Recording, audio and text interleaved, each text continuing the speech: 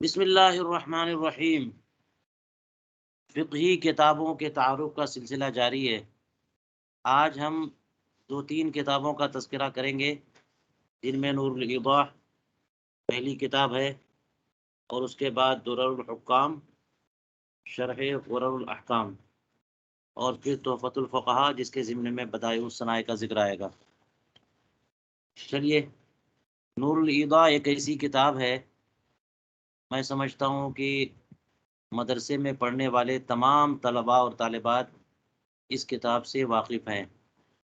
سب لوگ جانتے ہیں نور الایضاح یہ فقہ کی کتاب ہے۔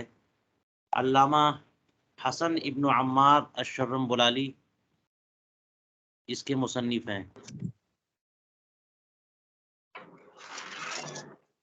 حضرت اسکرین نظر نہیں آ رہی ہے۔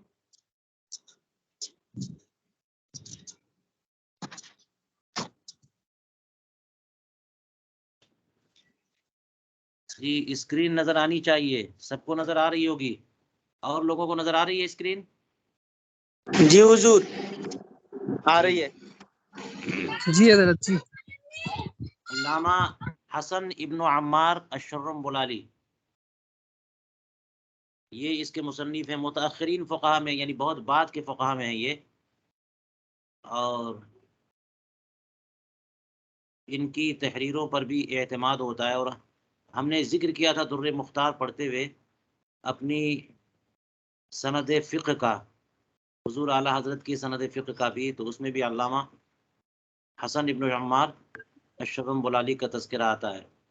بہت جلیل القدر فقیہ ہیں، اور جو کچھ لکھتے ہیں بڑی تحقیق اور تنقیح کے ساتھ لکھتے ہیں، اس لیے نور الایضاح بڑی معتبر کتاب مانی جاتی ہے۔ اور آپ کو پتہ ہے کہ یہ کتاب جو ہے یہ ہے تو متون میں،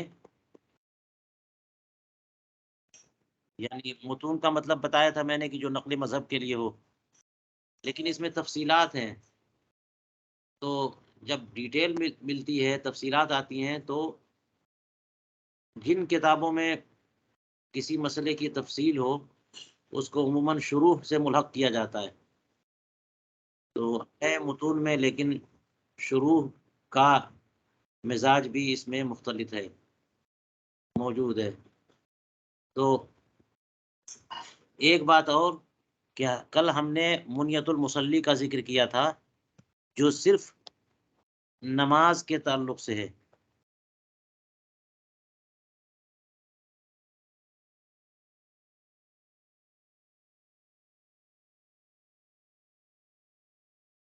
کل بات ہو چکی ہے۔ اور نور الایضاح یہ تمام عبادات، یہ عبادات پر مشتمل ہے، یعنی نماز، زکوٰۃ، روزہ اور حج۔ یہ اور بات ہے کہ انہوں نے حج کا، زکوٰۃ کا اور حج کا ذکر جو ہے بعد میں کیا، یعنی مراقی الفلاح اور امداد الفتاح میں، اور بعد کے نسخوں نے اس کا اضافہ کر دیا، ملحق کر دیا نور الایضاح سے۔ تو یہ کتاب صرف عبادات پر مشتمل ہے، اس میں کتاب البیوع، کتاب النکاح، کتاب الطلاق اور اجارہ، اعارہ، آخر تک جو ہے نا وقف کا بیان، اور جناب شرکت کا بیان، صلح کا بیان، جنایات اور وصایا اور میراث، یہ سب کچھ بھی نہیں ہے۔ نہ خصومات کے چیپٹر میں سے کوئی چیپٹر ہے، اور نہ ہی معاملات کے ابواب میں سے کوئی باب اس میں ہے، صرف عبادات، صرف عبادات۔ تو منیت المصلی کے بعد نور الایضاح کا ذکر جو ہے مناسب لگتا ہے، اس لیے میں نے اس کے بعد اس کا ذکر کیا، کہ وہ کتاب صرف نماز سے متعلق تھی اور یہ عبادات سے متعلق۔ ہاں یہ ہے کہ نماز کا ذکر بہت تفصیلی ہے اس میں، اور زکوٰۃ اور روزے اور حج کا ذکر جو ہے اتنا تفصیلی نہیں ہے، ٹھیک ہے۔ تو علامہ حسن ابن عمار الشرم بلالی یہ بھی بہت بعد کے، یعنی ان کو دیکھ لیجئے کہ یہ متوفی ہیں 1069 کے،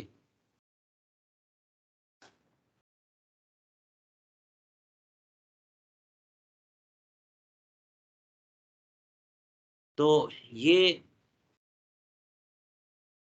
اس کے مصنف ہیں، اور انہوں نے خود نور الایضاح کی ایک شرح لکھی، امداد الفتاح۔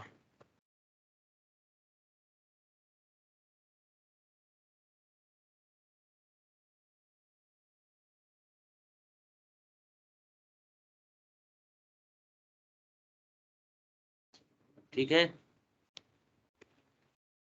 خود مصنف نے، علامہ حسن ابن عمار الشرمبلانی، یعنی جو مصنف ہیں وہی شارح بھی ہیں۔ اور نور الایضاح کی یہ جو شرح امداد الفتاح، یہ بڑی مفصل اور مطول ہے، بہت تفصیل آپ نے کی ہے، اور آپ کو اس سے پہلے معلوم ہو چکا کہ کئی بار ایسا ہوا ان مصنفین کی زندگی میں، ان مصنفین کے لیے، کہ انہوں نے کسی کتاب کی شرح لکھی ہے، بڑی مفصل لکھ دی، اور پھر لوگوں کے اصرار یا لوگوں کی خواہش پر اس کا اختصار کیا اور ایک مختصر شرح بھی لکھی۔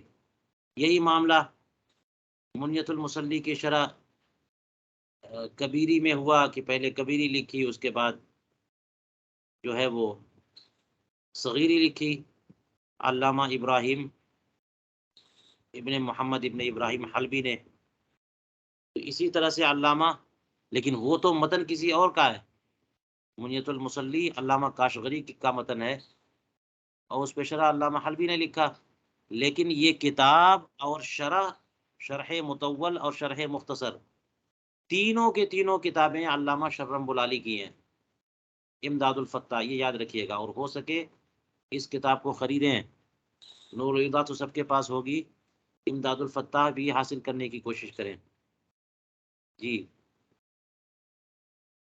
اس کے مطالعے سے بھی کافی معلومات ہوں گی۔ اور اس کے بعد علامہ حسن شرمبلالی نے جو ہے وہ مراقی الفلاح لکھی،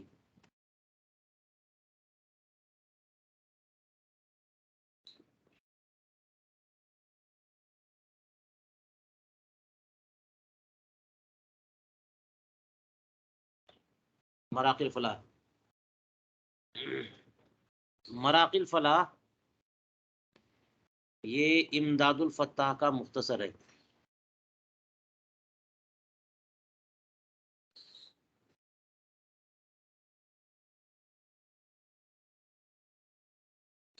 مراقی الفلاح تو بڑی مشہور ہے نا، نور الایضاح بھی مشہور ہے، مراقی الفلاح بھی، بلکہ بعض لوگ مراقی الفلاح جو ہے سے اخذ کر کے نور الایضاح کے حاشیے پہ ایک حاشیہ لگاتے ہیں، یعنی ہوا، تو وہ جو حواشی عام طور پہ مراقی الفلاح سے ماخوذ ہوتے ہیں۔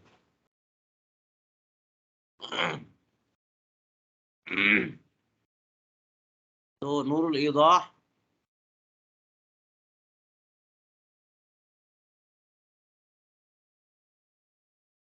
امداد الفتاح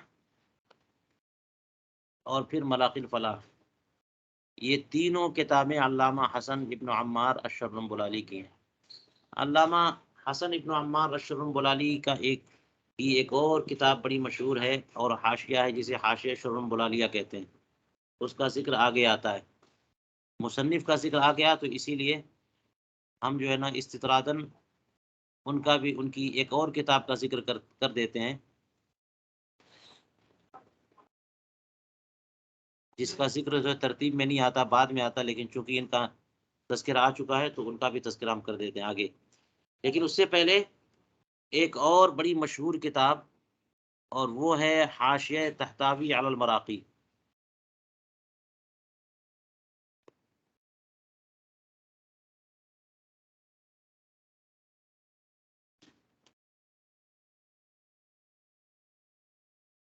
یہ علامہ سید محمد اسماعیل الطحطاوی،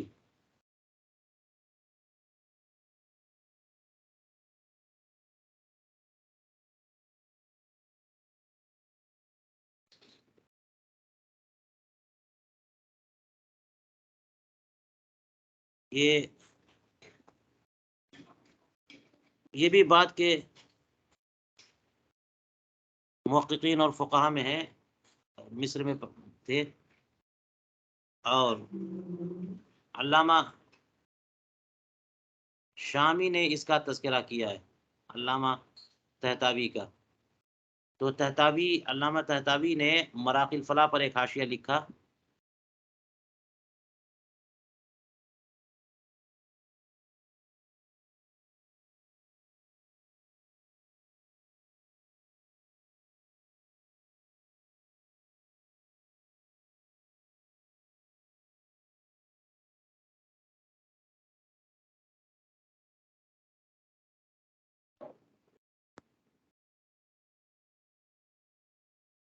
اسی لیے اس کو طہطاوی علی المراقی کہتے ہیں۔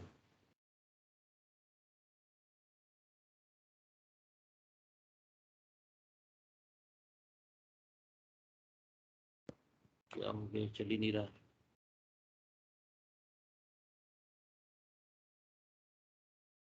جی، علامہ سید احمد ابن محمد اسماعیل الطحطاوی، ان کا حاشیہ ہے مراقی پر۔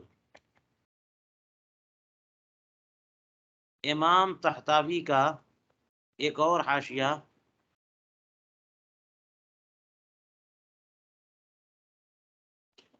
جو ہے وہ در مختار پر بھی ہے۔ ہم تو در مختار پڑھ رہے ہیں، اس کے ساتھ رد المختار کا بھی تذکرہ آ ہی رہا ہے۔ تو در مختار جو علامہ علاء الدین حسکفی کی کتاب ہے، اس پر 3 حواشی کا تذکرہ آئے گا، علامہ شامی کی رد المختار، اور علامہ حلبی کی ایک حاشیہ ہے، اور علامہ طہطاوی کا ایک حاشیہ ہے۔ تو علامہ طہطاوی کا جو حاشیہ ہے در مختار پر، وہ چونکہ ایک اور حاشیہ ان کا مراقی الفلاح پر ہے، اس لیے ان کے حواشی کو، دونوں حاشیوں کو اسی نام سے امتیاز کے لیے کہتے ہیں طہطاوی، کہتے ہیں طہطاوی علی المراقی اور طہطاوی علی الدر۔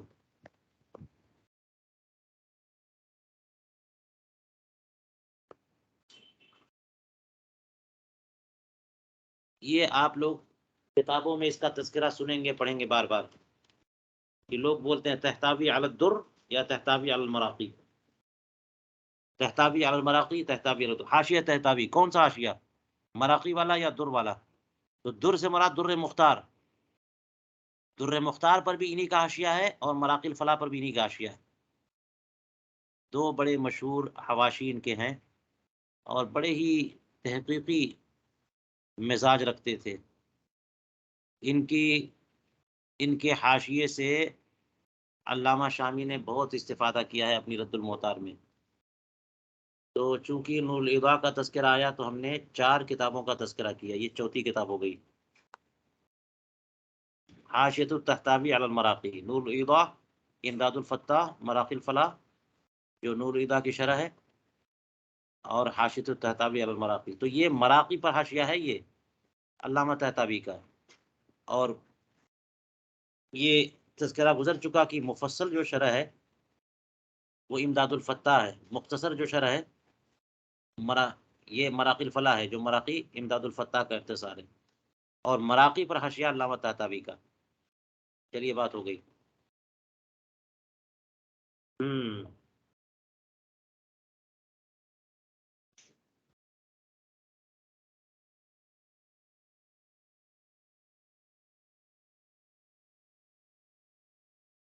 تو اس سے پہلے میں نے بتایا کہ نور الاضاء میں بنیادی طور پر علامہ شرم بلالی نے صرف جو ہے وہ کتاب الصلاۃ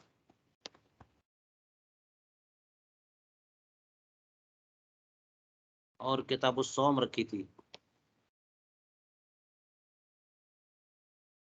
بس۔ لیکن جب اس کی شرح لکھی امداد الفتاح تو اس میں کتاب الزکوٰۃ اور کتاب الحج کا اضافہ کیا، اسی سے اخذ کر کے بعد والے ناشرین نے وہاں سے جو اس کا جو خلاصہ تھا، جس کو بیان کیا علامہ شرم بلالی نے مراقی الفلاح میں، وہ پورا کے پورا حصہ جو ہے نور الاضاء کے نئے نسخوں میں ملحق کر دیا گیا۔ نور الاضاء میں اصل میں کتاب الزکوٰۃ اور کتاب الحج نہیں لکھی گئی تھی، بعد میں ملحق کی گئی، اس کو لکھا ہے انہوں نے امداد الفتاح میں۔ چلیے یہ بات بھی ہو گئی۔ بہرحال اب علامہ حسن ابن عمار الشرم بلالی کا تذکرہ آیا تو ان کے حوالے سے ایک اور کتاب، اور اصل میں یہ حاشیہ ہے، تو حاشیے کے تعارف سے پہلے اصل متن اور شرح کا ذکر ہونا چاہیے۔ ہم جب در مختار پڑھ رہے تھے تو در مختار میں ایک لفظ آیا درر و غرر، الف لام کے ساتھ بول دیتے ہیں الدرر والغرر۔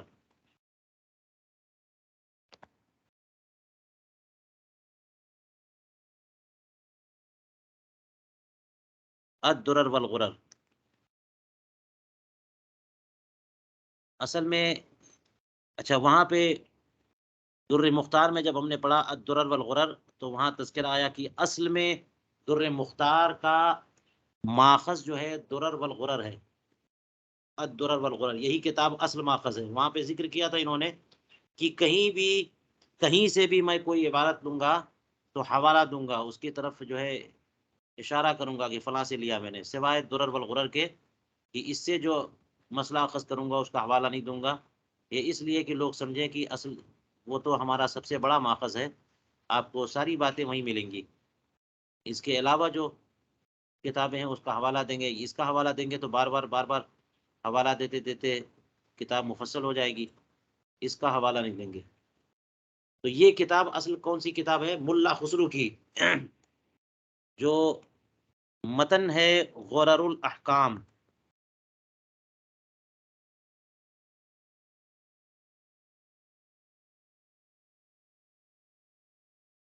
غرر الاحکام علامہ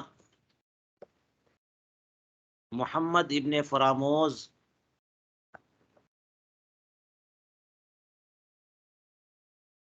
جو مشہور ہے ملا خسرو سے، اور یہ متوفا ہیں 885۔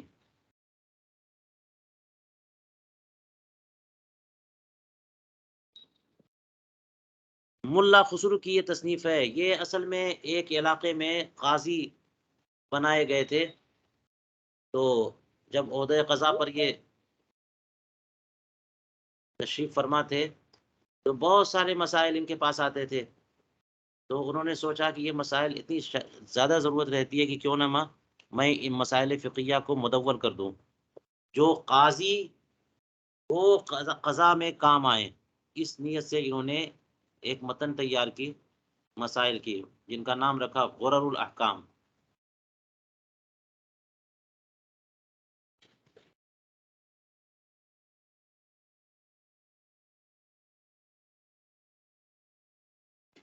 جی غرر الاحکام یہ اس لیے لکھی کہ عہدہ قضا پر کوئی بھی فائز ہوگا تو وہ اس کتاب کو استعمال کر کے قضا کے تمام مسائل حل کر سکتا ہے اور فیصلے سنا سکتا ہے، فیصلہ دے سکتا ہے۔ اس کے بعد جب یہ کتاب مکمل ہوئی تو عہدہ قضا سے فارغ بھی ہو گئے، ان کا وقت جو ہے وہ پورا بھی ہو گیا، اور اس کے بعد فارغ ہونے کے بعد اسی کی شرح لکھی انہوں نے ہی درر الحکام۔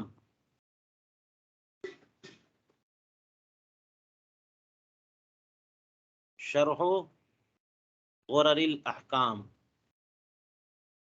اس سے زیادہ رابطہ نہیں رہتا، اس لیے یہ نام ذرا مشکل ہو رہا ہے لوگوں کے لیے۔ درر الحکام ہے نا، یعنی حاکموں اور عمراء اور فیصلہ کرنے والوں اور قضات کے لیے موتیاں جو چمکتے ہوئے احکام کی شرح ہیں۔ یہ تو ترجمہ کر رہا تھا میں، ترجمہ کرنے کی ضرورت نہیں ہے۔ درر الحکام شرح غرر الاحکام، اختصار میں اس کو الدرر والغرر کہتے ہیں۔ یہ بھی جو ہے وہ صنف و ملا خسرو، انہوں نے ہی جو ماتن ہیں وہی شارع ہیں۔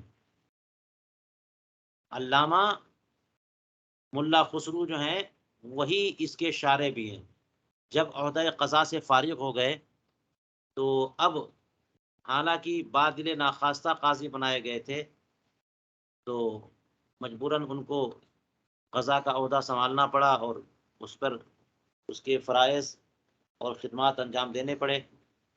لیکن جیسے ہی فارغ ہوئے بہت ہی خوشی ہوئی ان کو، اور اس مسرت میں انہوں نے یہ پلان بنایا کہ غرر الاحکام جو ایک کتاب تیار ہو گئی ہے اس کی مبسوط شرح لکھ دیتے ہیں. تو بڑی مفصل شرح لکھی، اسی کا نام رکھا درر الحکام. درر الحکام اب اسی کو اختصار سے الدرر والغرر کہتے ہیں. دونوں ایک ہی کی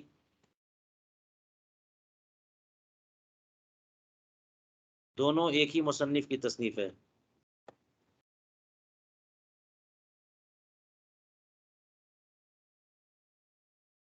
اختصار کے طور پہ الدرر والغرر کہہ دیتے ہیں.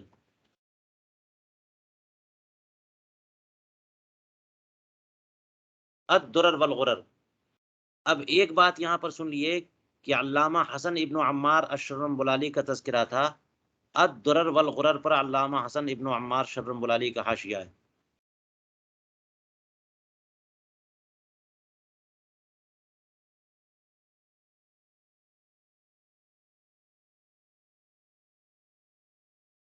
نے اس پر حاشیہ لکھا علامہ شرنبلالی، جس کا نام کیا ہے؟ غنیت و ذوی الاحکام. یہ بھی ایک لمبا نام ہے.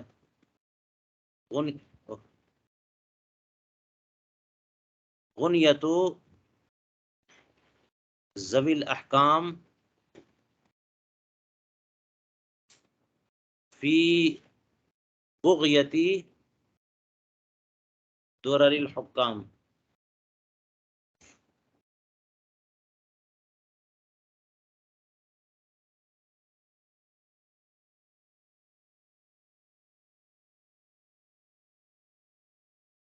جسے اختصار کے طور پر شرنبلالیہ بھی کہتے ہیں.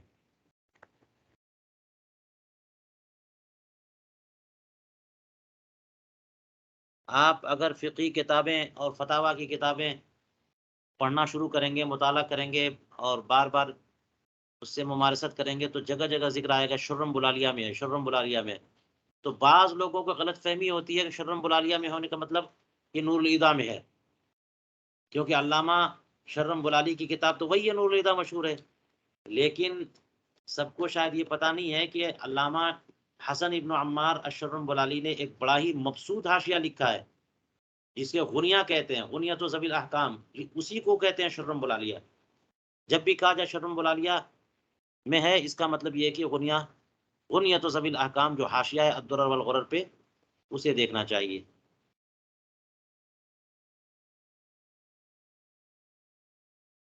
تو یہ بھی تذکرہ آ گیا آپ کے سامنے. 4 کتابیں ہوئی اور یہ 5 ہو گئی، 6 ہو گئی اور یہ 7.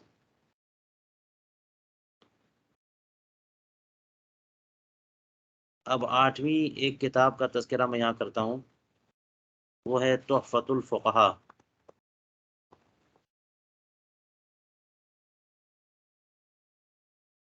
اگر آپ نے یہ کتاب دیکھی ہے تو اچھی بات ہے، نہیں دیکھی تو تلاش کریے، اسے خریدیے. علامہ سمرقندی کی یہ کتاب ہے.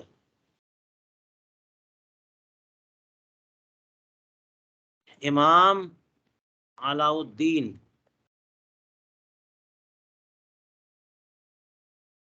السمرقندی.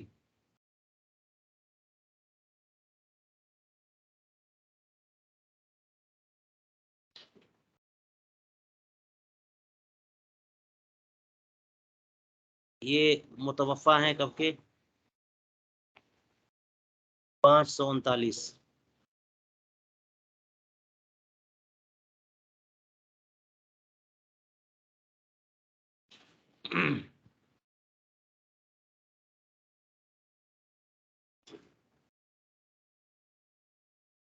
یہ کتاب انہوں نے نہایت ہی منظم اور مرتب انداز میں لکھی، جس کا نام ہی رکھا تحفۃ الفقہاء۔ قدوری شریف جو ہے اس کے مسائل کو کی تنقیح کر کے، اور کچھ جو مسائل قدوری شریف میں نہیں ہیں ان کو شامل کر کے انہوں نے ایک کتاب لکھی، اور یہ کتاب لوگوں کو بہت پسند آئی، یہاں تک کہ اس کو لوگوں نے یاد کرنا شروع کر دیا۔ پھر اچھا، معاملہ یہ ہے کہ تحفۃ الفقہاء اس انداز میں انہوں نے لکھی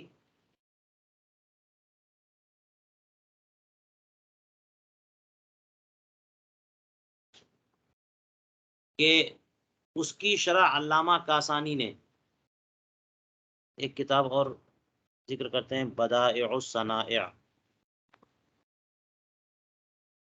فی ترتیب الشرائع، علامہ سمرقندی نے تحفۃ الفقہاء اس انداز سے لکھی کہ علامہ کاسانی نے جب اس کی شرح کی تو یہ کتاب فقہ علی المذاہب الاربعہ پر بھی مشتمل ہو گئی۔ جی، اسی تحفۃ الفقہاء کی تشریح اور توضیح اور تفصیل پر مشتمل یہ کتاب ہے بدائع الصنائع فی ترتیب الشرائع۔ یہ بڑی مشہور کتاب ہے، ہو سکتا ہے لوگ تحفۃ الفقہاء کو نہیں جانتے ہوں، لیکن بدائع الصنائع کو سبھی لوگ جانتے ہیں۔ علامہ، ان کو امام ملک العلماء علامہ کاسانی کے نام سے یاد کیا جاتا ہے۔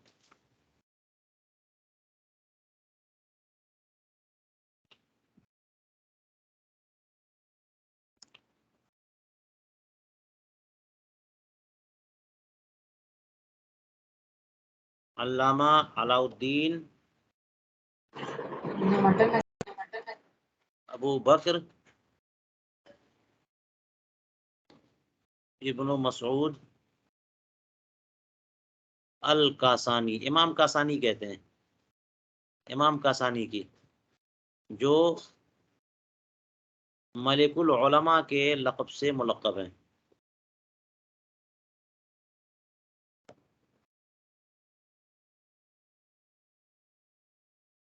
ملک العلماء علامہ کاسانی، ان کی تصنیف ہے بدائع الصنائع۔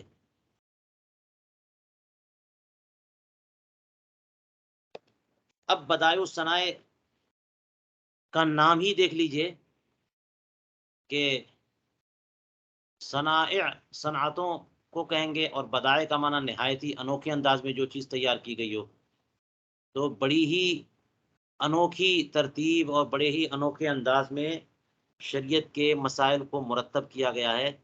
تو ترتیب مسائل شرعیہ میں اس کی کوئی مثال فقہ حنفی میں نہیں ہے، بلکہ صحیح بات یہ ہے کہ کوئی کتاب جو اتنے پیارے انداز میں مدون کی گئی ہو، لکھی گئی ہو، پوری تاریخ اسلام میں شاید ہی کوئی ایسی کتاب ہو۔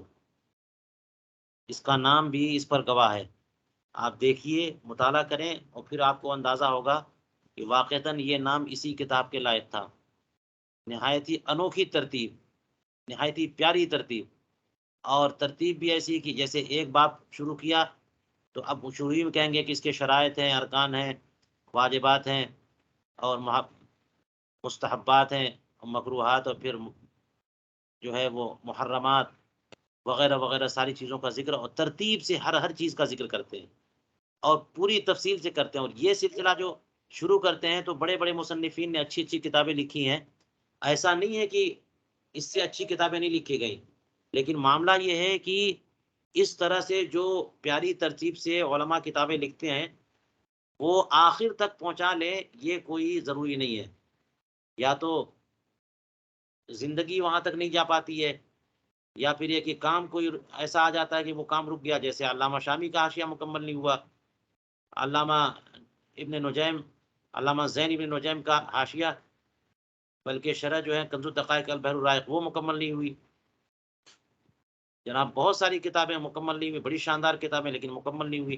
لیکن بدائع الصنائع فی ترتیب الشرائع، اتنا انوکھا انداز، اتنی پیاری ترتیب اور اتنی تفصیل، اور سارے ابواب پر احاطہ، اور سب کا بالاستیعاب ذکر، اور شروع سے آخر تک وہی انداز، وہی تفصیل، وہی انداز، کہیں لوچ پوچھ نہیں ہے، کہیں پہ ایسا نہیں ہے کہ تفصیل میں کمی آ گئی ہو. یہ میں سمجھتا ہوں کہ کتابوں کی دنیا میں واحد کتاب ہے، بدائع الصنائع واحد کتاب ہے جو اپنی ترتیب کے اعتبار سے اپنی نظیر نہیں رکھتی. کسی صدی میں اس کی کوئی نظیر نہیں ملے گی. جی یہ میں اپنی معلومات کے حساب سے کہہ رہا ہوں. بدائع الصنائع، تو یہ بدائع الصنائع آپ دیکھیے گا ہمارے مطالعے میں بھی موجود ہے، یعنی آپ کے نصاب میں، اور اس کا کچھ حصہ انشاءاللہ ہم آپ سے پڑھوائیں گے بھی. لیکن یہ کتاب مل جائے آپ کو تو ضرور خریدیے. رد المختار، فتاوی ہندیہ جو عالمگیری کہتے ہیں، اور بدائع الصنائع، یہ چند کتابیں خریدنا بہت ضروری ہے. بدائع الصنائع بھی خریدیے. اس کا انداز ایسا ہے کہ اگر کوئی فقہ تقابلی جاننا چاہتا ہے تو فقہ تقابلی بھی اس میں ہے، یعنی مذاہب اربعہ کا بھی تذکرہ ہے کہ امام ابو حنیفہ کا یہ قول، امام شافعی کا یہ ارشاد، امام مالک اور امام احمد بن حنبل یہ کہتے ہیں، سب کی دلیل یہ ہے اور ہماری دلیل یہ ہے، وغیرہ وغیرہ تفصیل وہ. تو بدائع الصنائع علامہ کاسانی کا ایک شاہکار ہے جسے انہوں نے علامہ سمرقندی کی کتاب تحفۃ الفقہاء کو اصل ماخذ بنا کر کے اسی کی تفصیل، یعنی یہ شرح جو کہا میں نے، یہ ایسی شرح نہیں ہے کہ اوپر متن ہے اور نیچے حاشیہ یا شرح ہے، بلکہ اسی کو مفصل کر دیا ہے. اس کی عبارتیں اسی میں داخل ہیں بدائع الصنائع میں، اسی کی تفصیل کر دیا انہوں نے. اور اتنی شاندار تفصیل کیا انہوں نے کہ مکمل کرنے کے بعد علامہ کاسانی نے اپنی یہ کتاب علامہ علاء الدین سمرقندی کو پیش کیا. انہوں نے اسے قبول کیا اور خوش ہوئے، اور اسی خوشی میں انہوں نے اپنی بیٹی فاطمہ جو بہت بڑی عالمہ فقیہہ تھی، ان کا نکاح ان سے کر دیا، علامہ کاسانی سے. اور یہ عالم تھا، یہ ایک فیملی تھی جن کے بارے میں مشہور ہے کہ باپ بھی مفتی ہیں، بیٹی بھی مفتی ہے اور داماد بھی مفتی، تینوں کے تینوں ایک ہی گھر میں فتویٰ دے رہے ہیں. اس زمانے میں فقہی مسائل کی تحقیق اور تنقیح ان تینوں حضرات کا کام تھا. جی